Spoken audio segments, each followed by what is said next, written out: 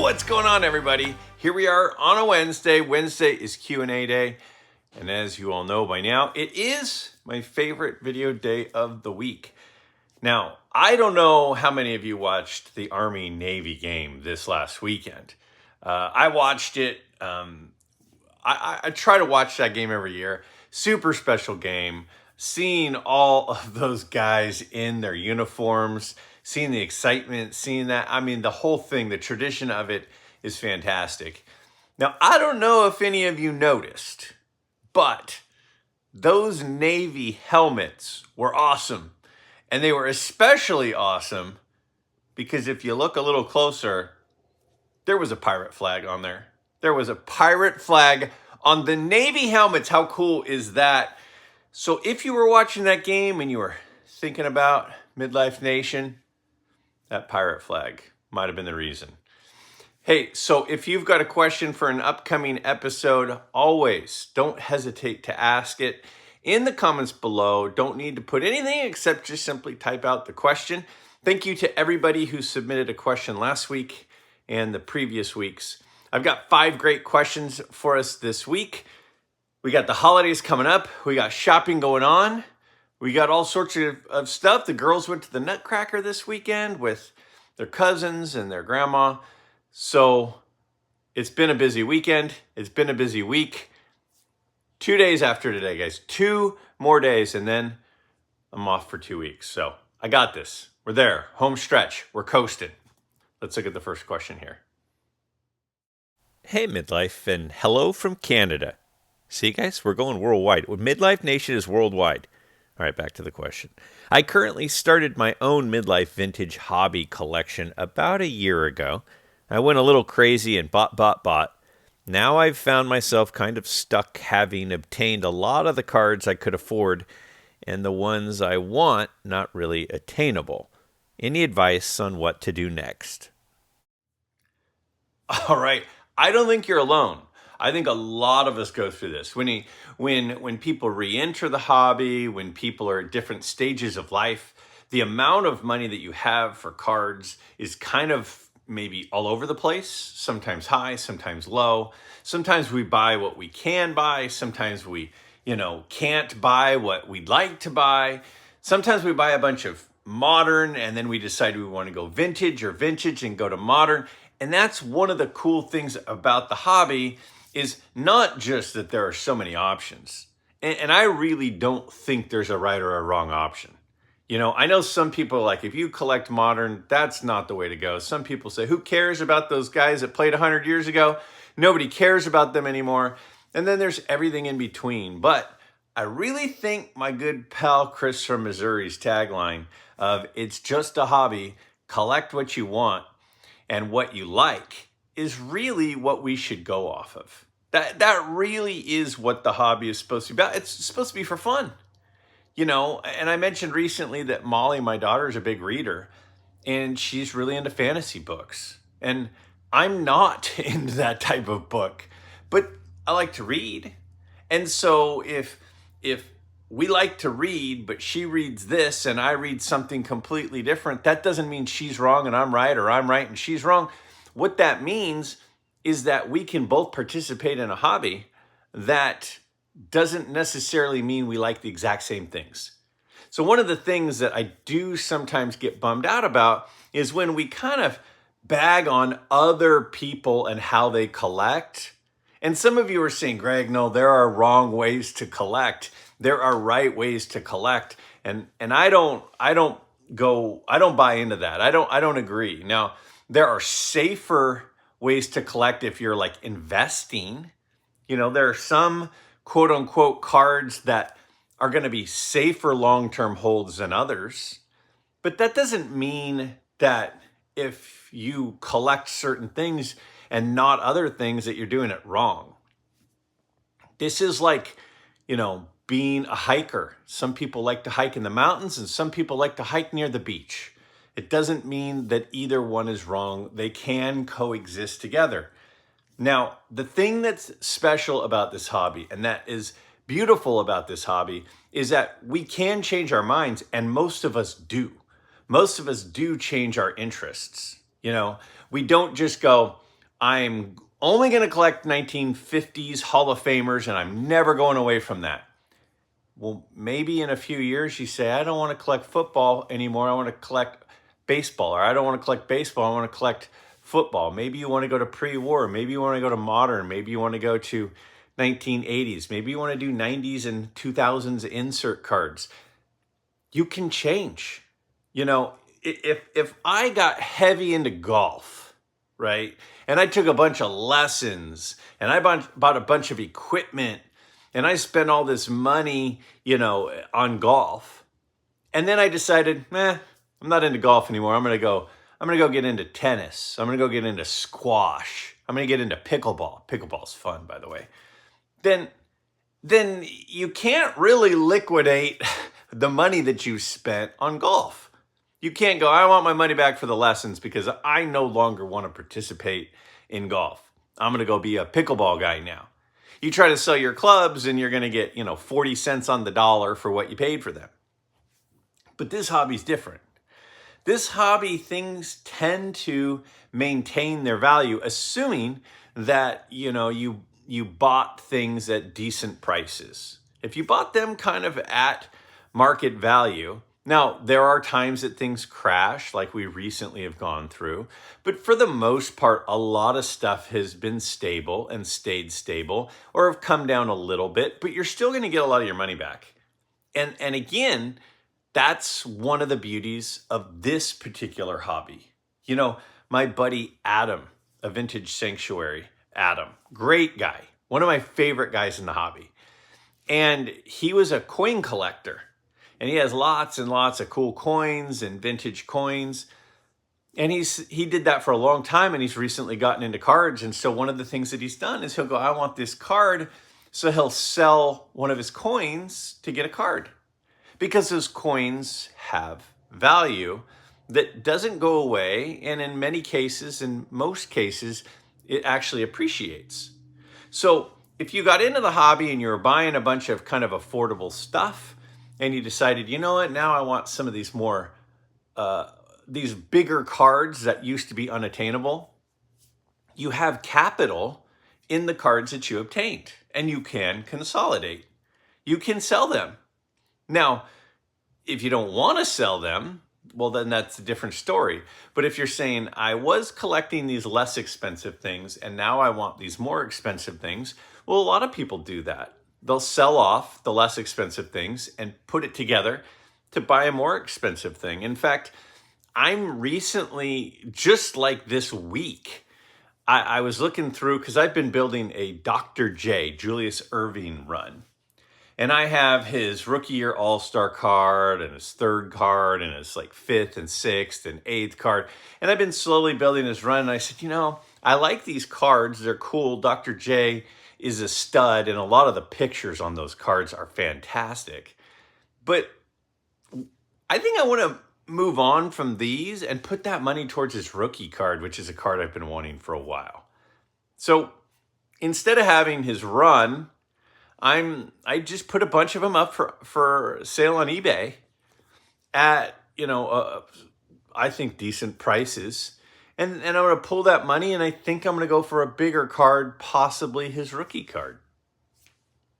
So you can always do that. So I guess the question is, do you want to be a collector that is a small amount of things that are bigger things? It's the quality versus quantity, which to me is the hardest decision to make in the hobby is, do you want to be quality? Do you want to be quantity? Do you want to be somewhere in between? But if you're deciding you want to get rid of some of your quantity to get some more quality, then you can sell it. So then the question becomes, where do you sell? Well, it kind of depends on what you have.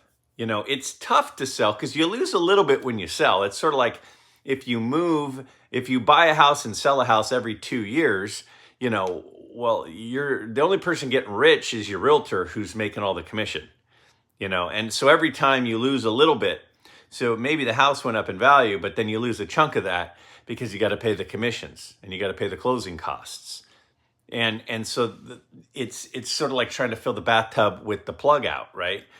And that's the thing with selling. Now, you still have a lot of the value there. So where would I sell? There are a lot of great Facebook groups with a lot of, reasonable people that are into cards. And I know a lot of people that deal in Facebook groups that have had a lot of success. And so if you join some of these bigger Facebook groups with a lot of people and it's been around for a while, maybe that is one place you could sell. A safer place, because there are protections in place to sell, would be eBay, right? They're going to get a chunk. They're going to get a chunk of the sale.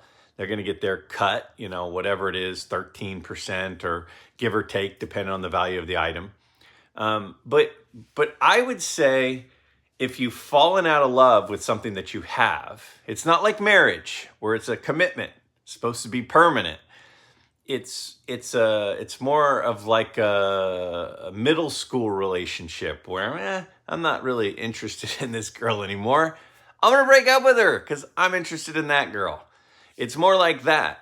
It's okay to change your mind and give yourself permission to change your mind. So if you bought stuff that you don't love anymore and there's something else that you will love, trade that stuff in, sell it off, go buy the thing that you really want. And it's okay for us to change our mind. Give yourself permission to change your mind on the things that you want most. Hey, Greg, thanks for another incredible video. I have a question. Mike, baseball collector, recently made a comment that he would never own an authentic altered card after viewing an 1888 Allen & Ginter King Kelly PSA authentic altered. I would love to own this 136-year-old iconic card of one of the era's greatest players. What are your thoughts on owning an authentic altered card? Thanks, Greg.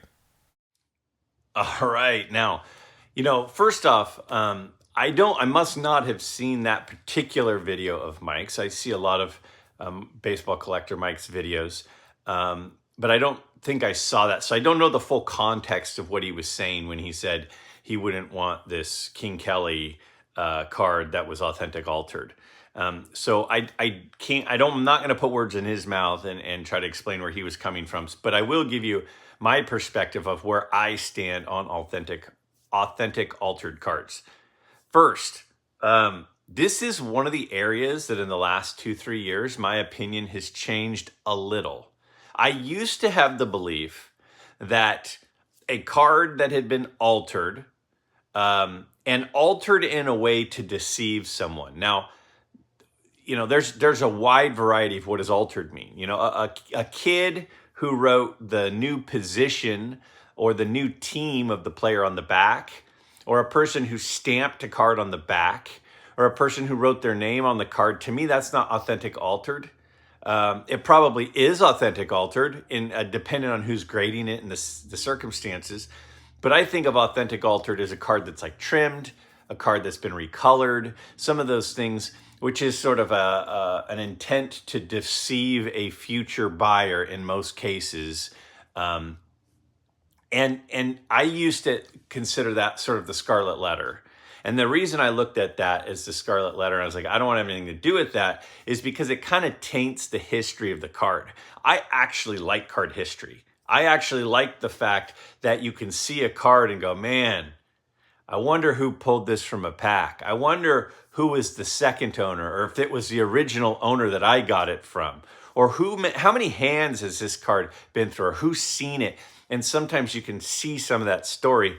And my good pal, Mookie Chilson, whenever he picks up a card, he loves trying to come up with a story of the history of the card. And that is fun, and so authentic altered to me is a link in the chain of the story that was like, I'm going to pull one over on someone. So for a long, long time, I was like, I don't want to participate in that. It's just sort of this tainted thing. And a lot of you have shared opinions on it. I've watched a lot of other people's videos. I've read a lot of comments. I've thought about this topic a lot. And I think I've changed my opinion on it some, depending on the card. So if we're talking about a 1971 Topps card that has the black borders, and somebody took a black Sharpie and touched up some white spots along the edging, like there are so many other options to own whichever card it is, then I would just assume go with a different one. You know, if it's a card that was altered because somebody took Kurt's card care to it and they, made some significant changes to the card, I just try to personally, again, I'm not trying to say that this is the only way to believe, but I personally kind of would steer away from that. Now, do I have any cards that have ever been altered? I'm sure some of the cards that I have, things have been done to them. I mean, a lot of cards have, and I'm sure some of them have found their way to my collection. But as far as I know, they haven't. But that I used to say never to authentic altered. Now I would say it depends. And if we're talking about a rare card, right? We're talking about something like a King Kelly card. We're talking pre-1900 King Kelly card where there might only be 20 of them. There might only be 30 of them. There might be 5 of them. Then I would absolutely take an authentic altered one. And the reason is because just the existence of it is special, even if something happened to it along the way. The fact that that artifact made itself, and that's really what it is, it's an artifact, it's a 130-year-old artifact, has been passed down through generations, has this long story, and somewhere along the last 135 years or whatever, that card had something done to it, it's still an artifact that's special to me. And so if it's a 1971 Topps, Burt Blyleven rookie card with a little touch up on it, then I would probably just stay away from it and go with a different one.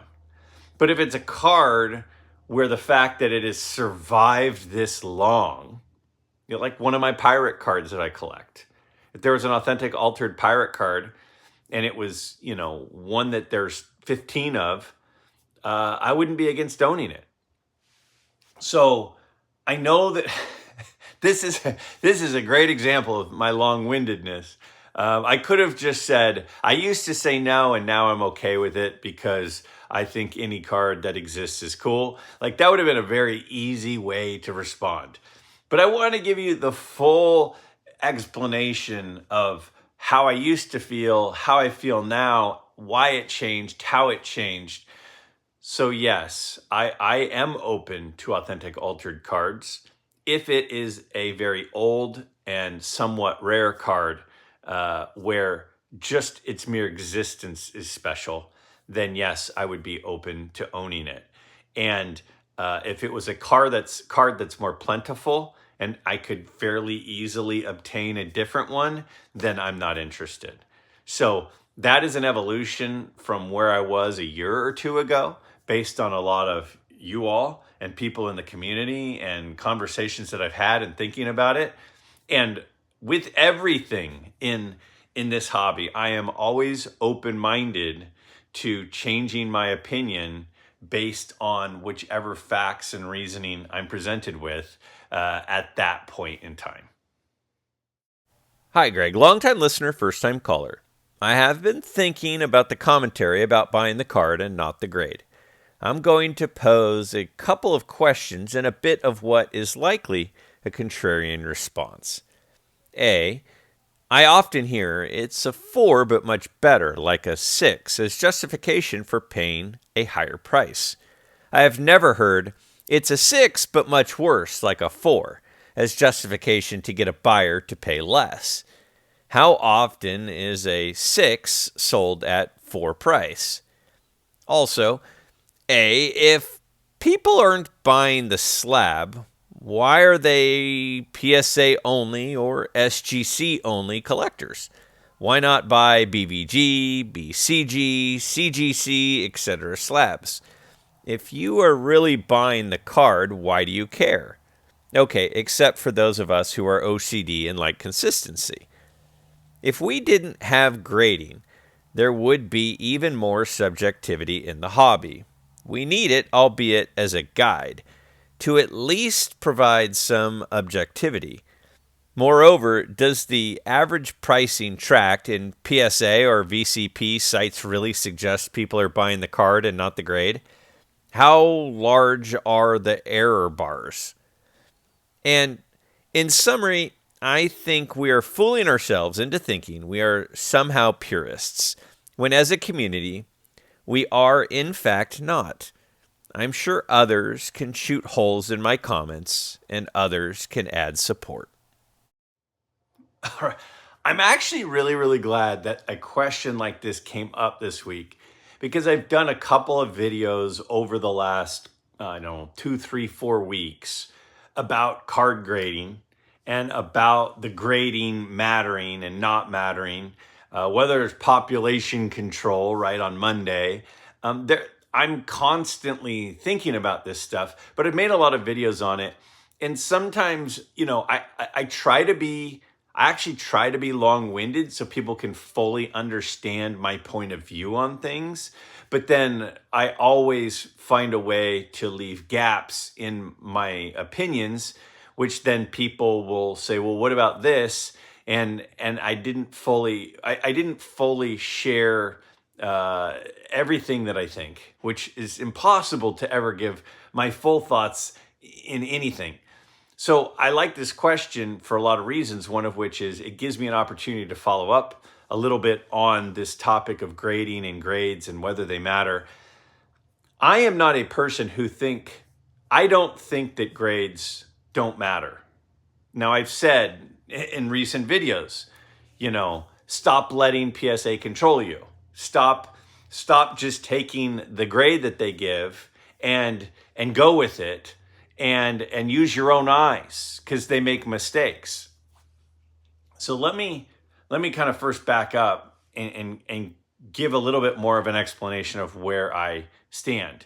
And whether it's PSA or SGC, and I do think those two seem to grade a little bit differently. I think that SGC, over the history of their company, seems to have more similar standards right now to when they started. I look at old slabs from SGC and I look at new slabs from SGC, and I think most of the time the grading standards are fairly consistent. I like a lot of things about SGC slabs. A couple of things I'm not a huge fan of, and I'm not going to turn this into a 45-minute discussion about just SGC and PSA or just PSA, but I do want to kind of explain a little bit. There are cards that are 6s, but kind of look like 4s. And there are cards that are 4s and they kind of look like 6s. Does that mean that PSA, for example, is wrong? Maybe, but also maybe not. Again, to me, PSA seems to grade like a scientist, and I used this example the other night on a stream that I did with, I think it was on the one that I did with John Mangini, Dan Vintage Baseball PC, Adam Splendid Sports. And one of the things I said is it's like if an archaeologist pulled a dinosaur tooth fossil out of the ground and examined it, that to me is somewhat like how PSA examines a card. It's under heavy magnification. They've got a rubric where they give certain, sub scores along the way, I'm sure. And there is a card that might look freaking fantastic. Speaking of Mangini, he bought a Kareem Abdul-Jabbar Lou Alcindor rookie card the other day that he posted on his channel. And I think PSA gave it a 4. And it is spectacular. It is a spectacular looking card. And to think that it's only a 4 is crazy. Now, under heavy magnification, under, very close parameters, I'm not suggesting, and maybe it is, maybe it isn't, I'm not suggesting they made a mistake.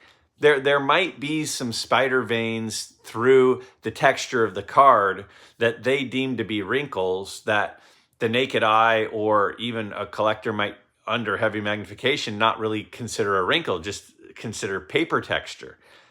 And so I think that when they are grading things, they're not grading things of, is this nice looking or is this not nice looking? They're looking at it as a specimen. And that's okay. And if you use PSA for your grading company, just understand that they're grading it like a specimen. Some people want their cards graded like a specimen, and that's okay too. And some people don't. So some people hate PSA, some people like PSA. But to me, they seem to be grading kind of like a specimen instead of, is this a nice looking thing? You know, I might go to the Museum of Modern Art and see, a Monet painting and go, that just looks like a big old mess. That just looks like somebody splattered a bunch of paint up there. And somebody else might look at that and go, oh man, that thing is unbelievable. That's a masterpiece. It belongs in the Museum of Modern Art. Now, part of it is that they're seeing something that I'm not seeing because it's just not my thing. So I guess that's sort of the thing is, I feel like PSA grades things as if a scientist was grading, was evaluating a specimen. And some of you want a grading company that does that. And some of you don't care what it's like as a specimen. Some of you just want a card that looks nice. And I tend to fall into the person who just looks at a card that looks nice. And they don't care what the specimen grade is. And I think in a lot of cases, the person who just wants a card that looks nice, that's more of the collector mentality. The collector mentality is, I want this cool card and I want that cool card that looks cool. And if it's got all of these issues, then it's hard to see it as cool if there are all these flaws. And some people just want a card that they know is real, but it looks cool. Again, that's more the collector thing. But the people who are a little, and I'm generalizing, obviously, but the people who are looking at it, sort of like my buddy Adam, who I mentioned, of Vintage Sanctuary, he looks at he looked at coins where they're looking for little tiny flaws on them. Little tiny flaws would affect a coin grade a lot. And there are some coin collectors who just go, I want to own that coin. That one looks pretty good. I don't need the high grade. And I don't even know the names of the grades in those coins. I don't understand it. It's not out of 100, I don't think. So it's like, I don't know. Anyway. And then some people, they want the perfect specimen. And it's generally the more of the investor type person who wants the perfect specimen than the person who just likes having a lot of these coins. Now I'm going on and on and on, and I haven't even really answered the question, which I'm known to do. But here's the thing. A 4 that looks like a 6 to a collector is fantastic because you get a card at a grade of a 4 and the price of a 4, but it looks like a 6. So the collector, the person who's a majority of them is collector based is like, this is fantastic. But the person who's looking at it more as an artifact of investable value, they're gonna. It seems like, again, I'm generalizing. It seems like they're a little bit more interested in the grade because it's more of a specimen than a card for enjoyment. And I understand, again, nobody, there's a scale of investor and there's a scale of collector, and I think everybody falls somewhere in between. You might be a 1, you might be a 99, but nobody's a 0 and nobody's a 100. At least I don't think so.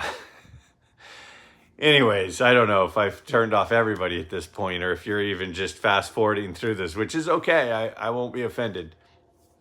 So I think the reason why people aren't selling 6s for 4s because they don't look good is because somebody wants a 6 for the reason that it's a 6.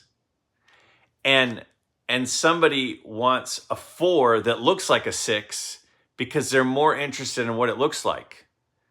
So as long as somebody wants it a 6 that is a 6 instead of a 6 that looks like a 6, I don't think it works that way. It doesn't work both ways.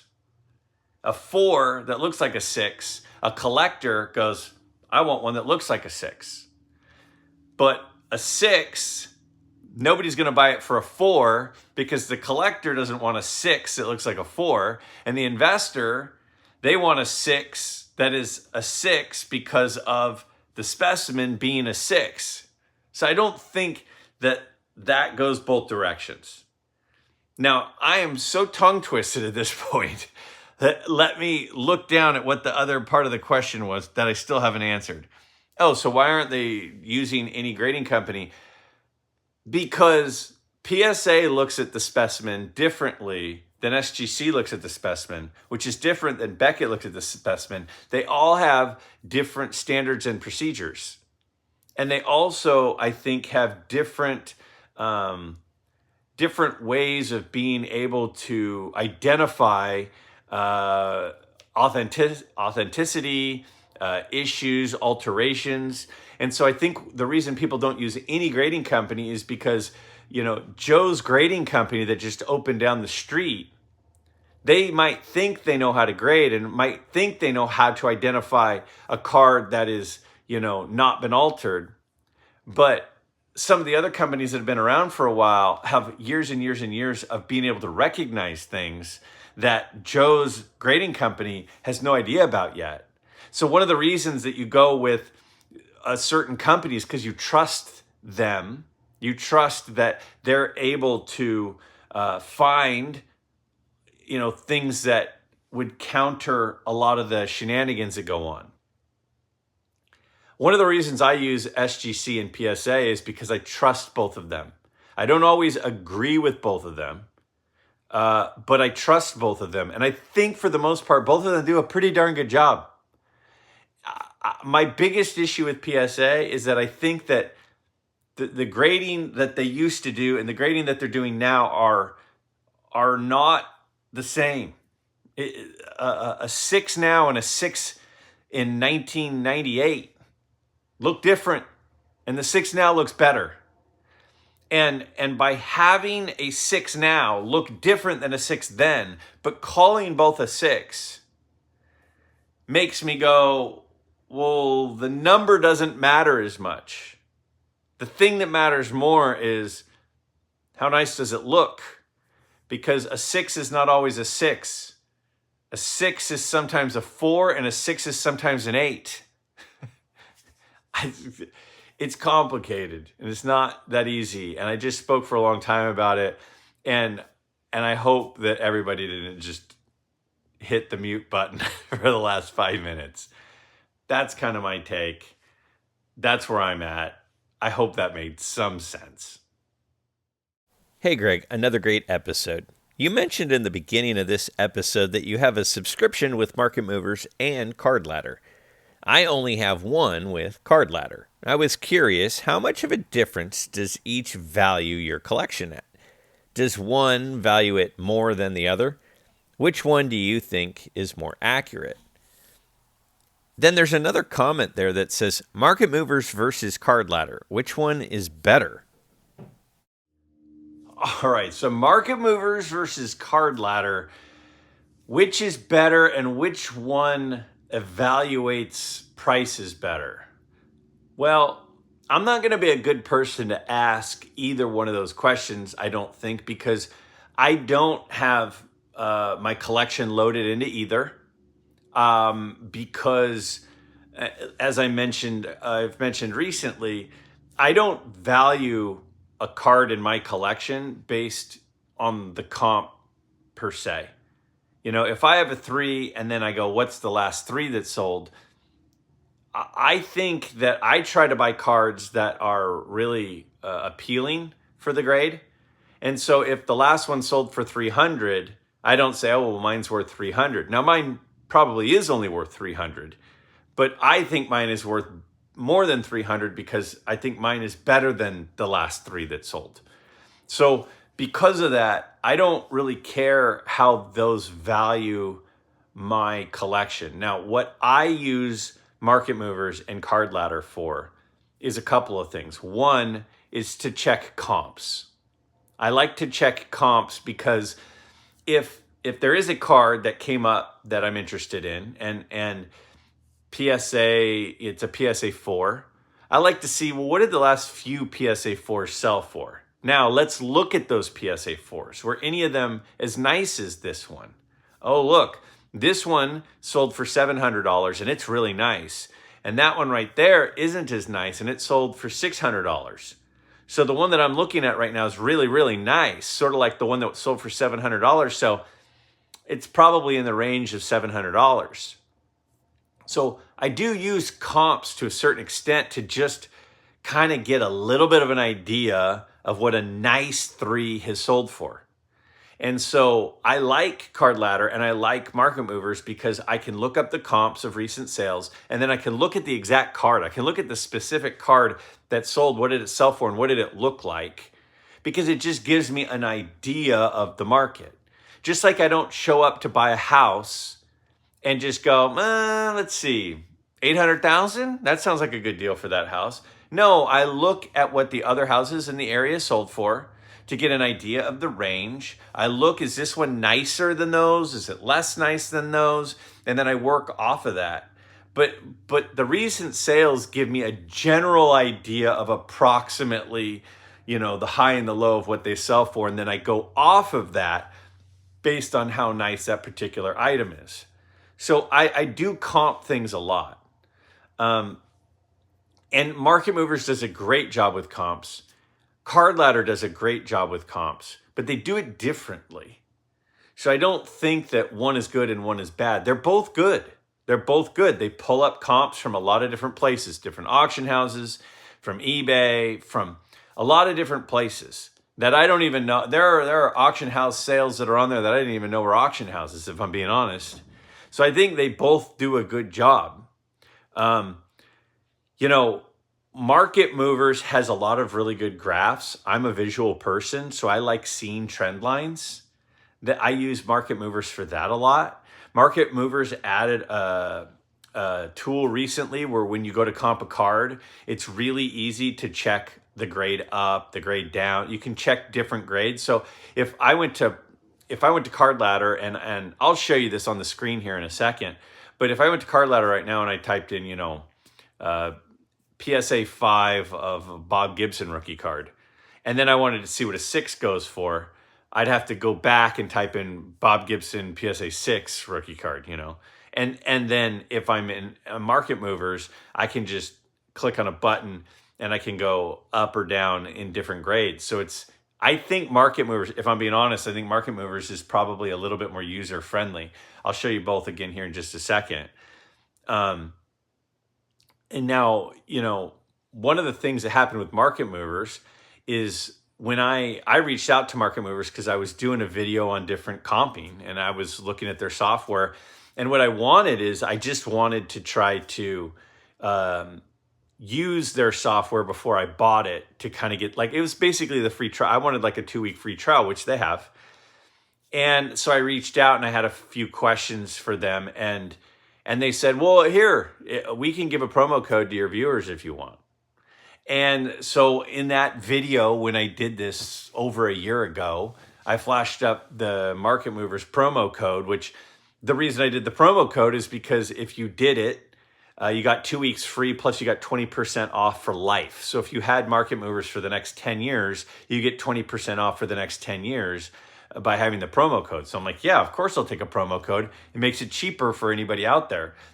And then I had a bunch of people coming back at me, go, oh my gosh, you're pumping Market Movers. You're trying to get rich off of Market Movers. And I'm like, oh, no, they just gave me a free code to give you guys.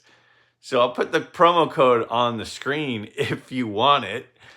If you don't want it, then that's fine too. And I know some people, really like Jeff Wilson. Some people really don't like Jeff Wilson. But I think Market Movers is a good app. And he's actually a kind of a data guy. He's a software tech guy. And so it's a good app.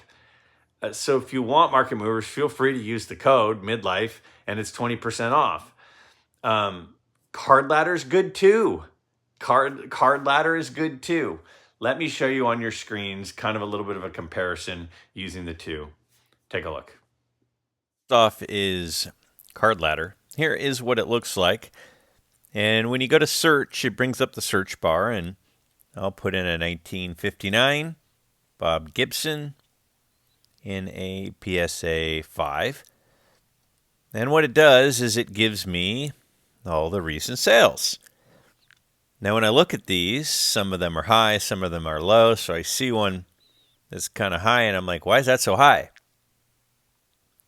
I pull it up, it tells me what it sold for, what it's worth, and then I can just click on the card and go, wow, that's a really nice one. That's why it's high. And then if I go back to the other recent sales, you go, why is one of them low? Or you can pull it up, and again, you can look at the picture, and you can see what it sold for. And this one has a pretty significant tilt, has some centering issues. You can zoom in. Both of them can do these things, but this is just the interface of what it looks like on Card Ladder. And I think it's good. I mean, if I want to do a quick comp, I can pull them up, see the range, see what they sold for. I could change it then to a PSA 6.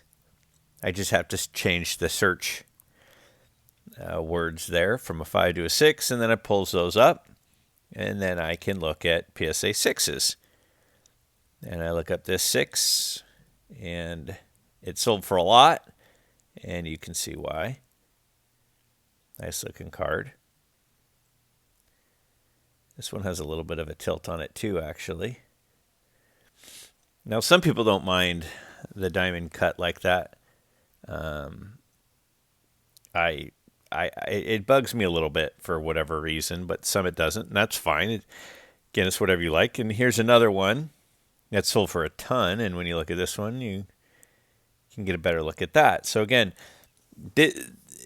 being able to look up comps really easy with a quick search is great, but with market movers versus card ladder, in the card ladder one, you do have to change the whole search to change it from a 5 to a 6. If I click on collection, I added a couple of cards just so you can see what it looks like.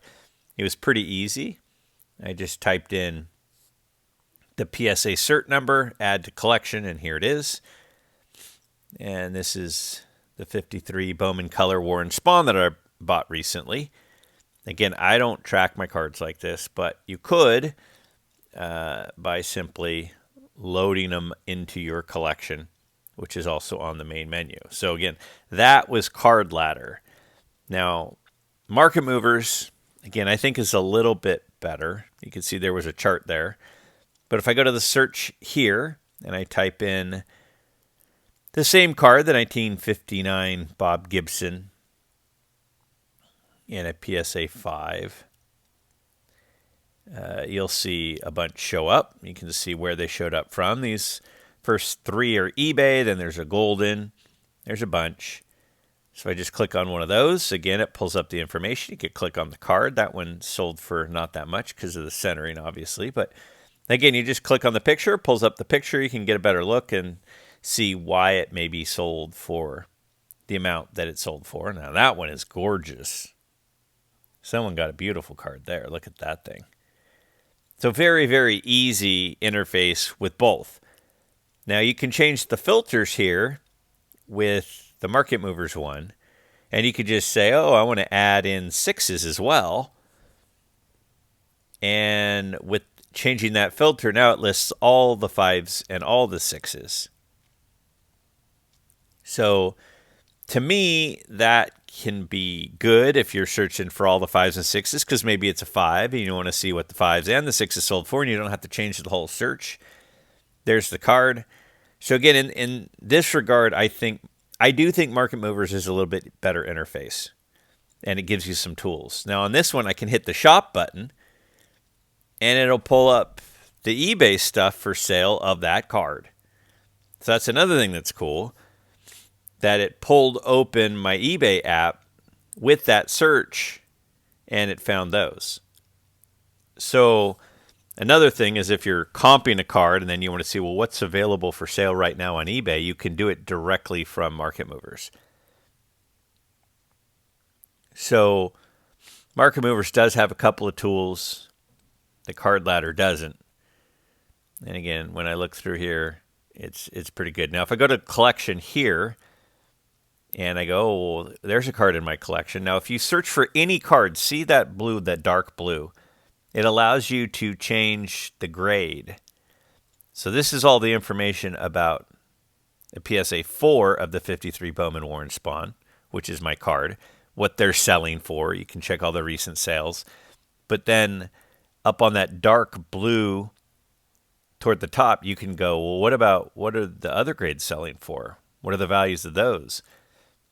And whenever you search for a card in Market Movers, you can also search for it in different grades, because that little drop-down menu allows you to go, well, what is it in a 6? What are the recent sales in a 6?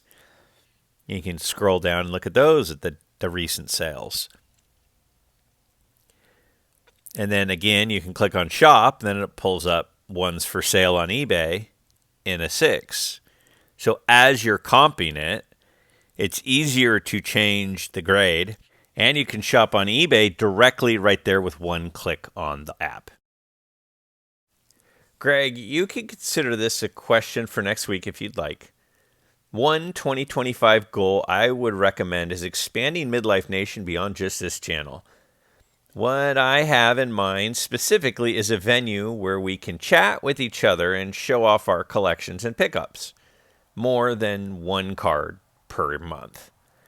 I get that you have only so much RAM in your head, so many hours per day that are probably used up already.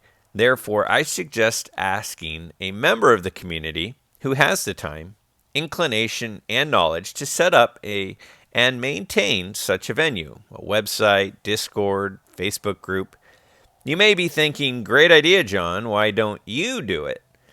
I have the first two requirements, time and inclination, being retired and recently widowed. And I could acquire the knowledge, but there are many people in the community who already have experience in a sports card Discord, for example. What do you think? Okay, so this is a great question. I have a lot of thoughts. Again, I mentioned this to you all before. I can't turn my brain off. My brain is always going, so I'm always thinking, I'm always planning, I'm always, strategizing about just everything, not just with cards, but with, anything I do. And, if I'm at work, I'm always thinking about how I can be improving. It makes it tough sometimes because I can't just sit still. I just want to go, I'm good. I'm always tinkering. I'm always trying to improve. And I've thought a lot about this topic. I've thought a lot about, should I make a website? I've thought a lot about, should I make a Facebook group? I've thought a lot about, a lot of different options to find other ways to connect and add enjoyment and enhancement for everybody. And part of me is like, well, why would I make a Discord group? Or why would I make a Facebook group? Or why would I make a website? Other people are doing that. And other people are doing it well. So what added value could I bring? If I do a website, why would mine be any better than the ones that are out there? If I make a Facebook group, unless I'm going to do it better than everyone else's, what's the point? Or different than everyone else's? So I've thought about those things, and I have considered those things. Now, one of the things you said is, well, why don't you just delegate it to someone else to do, right? And I get that, but you have to understand something. I'm the kid in high school when there was a group project.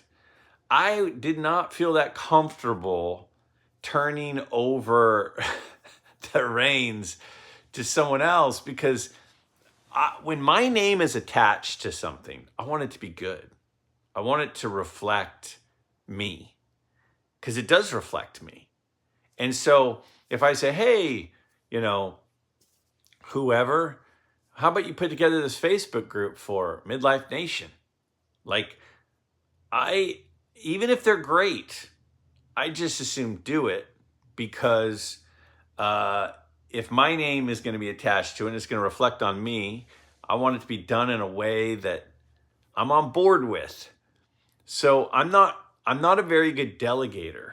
I also am not good at asking other people for favors. So I have thought about this a lot. I think it's the most likely thing I would do would be create a Facebook group because it's probably the easiest to do. The thing I probably would want to do the most would be a website, but the website would take a lot of time. I have some background in web design. I have some HTML and some of the different programs. But again, unless I'm doing it really, really well, I'd just as soon not do it. I've never made a Discord group. I'm in some Discord groups, but I don't think that's the answer I would want to go with. So to me, it would be a Facebook group or it would be a website. I am open to it. I am willing to consider it. I just have to also make sure that I'm not, biting off more than I can chew, especially in the middle of a very busy time. This last month or two of my life have been very, very, very busy, which is fine. But adding something like that has not been very realistic. Another thing I've thought about, and one of the things I've thought about the most, though, is a book. And I know you're not asking me to do a book, but I have thought about that. I feel like I have a lot of stories. I have a lot of memories. I have a lot of stories that my dad has experienced, that we've experienced together, things with my brother, things with some friends.